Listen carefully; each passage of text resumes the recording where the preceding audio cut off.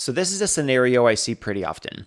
So let's say the worship team is playing their last song in the key of B flat, and after the song ends, the host will come up and give some announcements to the church. So to help support that transition, the band is going to underscore that moment, and the plan is for the music director to call out the chord changes so the rest of the worship team can follow along.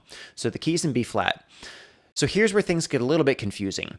Let's say the guitar player is using a capo on the third fret of his guitar because, B flat can be a harder key to play in for a guitar player. So he capos on the third fret so he can use G chord shapes.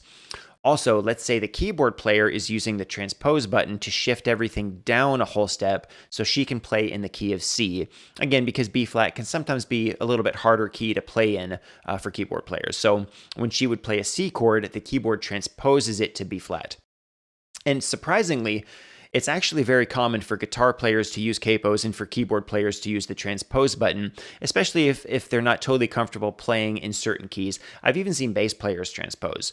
So if a song is in the key of D and the bass player has a 4-string bass, the lowest note they can hit is an E. So instead of detuning the bass to hit that drop D note, you'll use a transpose pedal, jump down a whole step. So when you hit the open E string, it's really playing that low D note. So it's really common for musicians to transpose or capo depending on the key that you're in. So the guitar player's strumming a G chord, the keyboard player's playing a C, and then the rest of the band is hitting a B flat.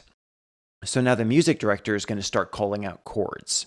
So the band is vamping in a B flat for a measure or two, and then the music director says, okay, let's go to an F. Well, the guitar player, he can't play an F because he's using his capo. So in his head, he has to quickly figure out, okay, G is 3 steps down from B flat. So 3 half steps down from F would be E, E flat, D. So then he'll play a D chord. Same thing for the keyboard player. She's transposed. So he calls an F. She can't play an F.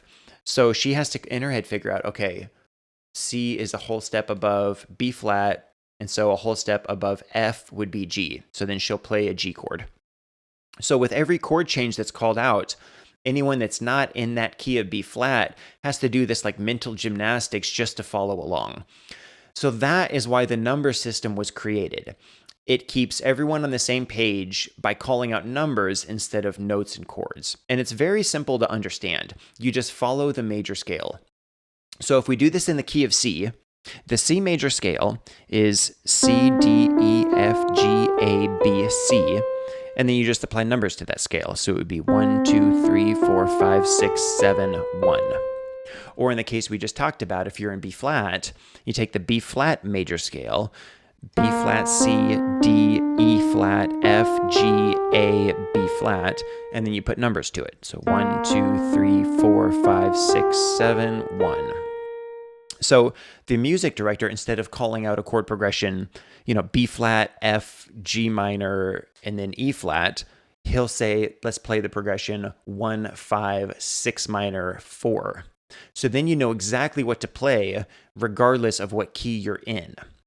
So for the guitar player who's playing in the key of G, he knows the G major scale, which is G, A, B, C, D, E, F sharp, G.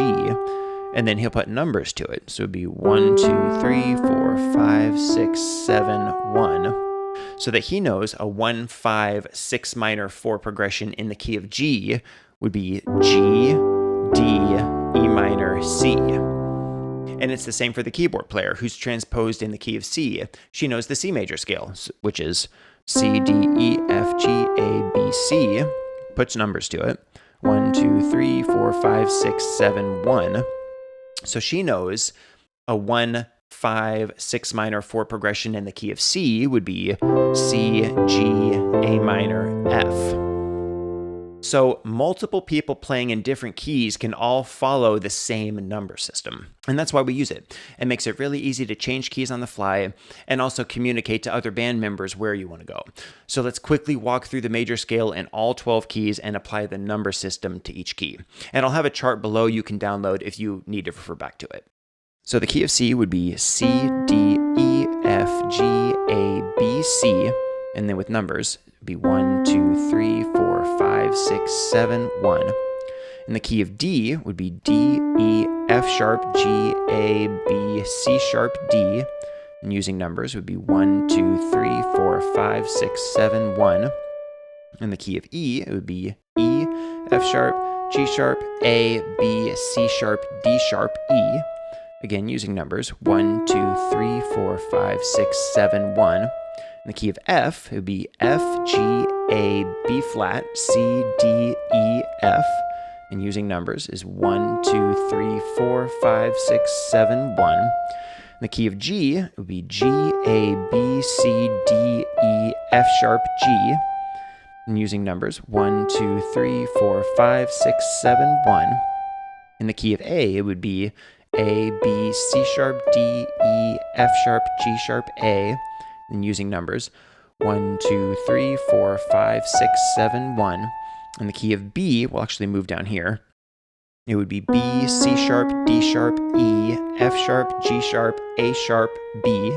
And using numbers 1, 2, 3, 4, 5, 6, 7, 1. And then in the key of F sharp, it would be F sharp, G sharp, A sharp, B, C sharp, D sharp, F, F sharp.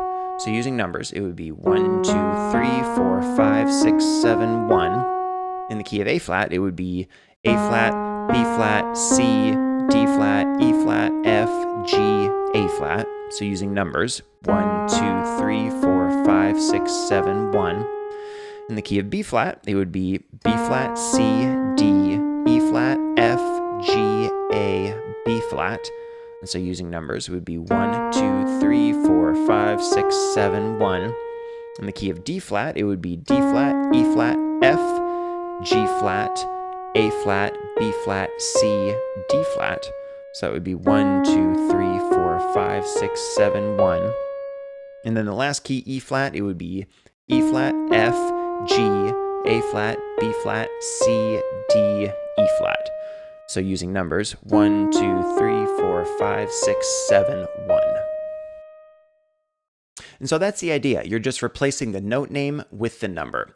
And now the last thing I'll mention, there are 5 other notes that aren't in the major scale. So in the key of C, you have 1, 2, 3, 4, 5, 6, 7, 1.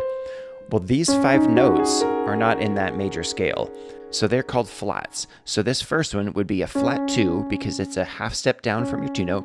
This would be a flat 3, same thing, it's half step down from your 3 note. This would be a flat 5, a flat 6, and a flat 7. So if you have a chord progression, let's say it's 1, 5, and a 6 minor. You can add a flat 6 passing note in between that 5 and the 6 minor. So it would sound something like this. So you're 1 to 5, flat 6 to the 6 minor.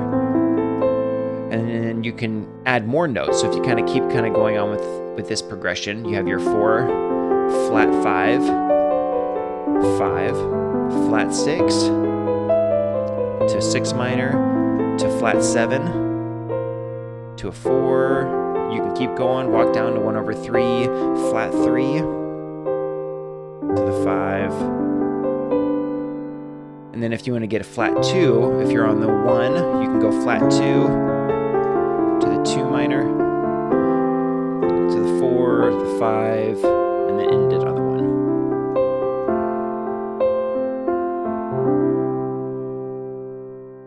So that should give you an idea of how you can incorporate these 5 flat notes in your standard major scale chord progression. So instead of using notes and chord names, you're just replacing them with numbers.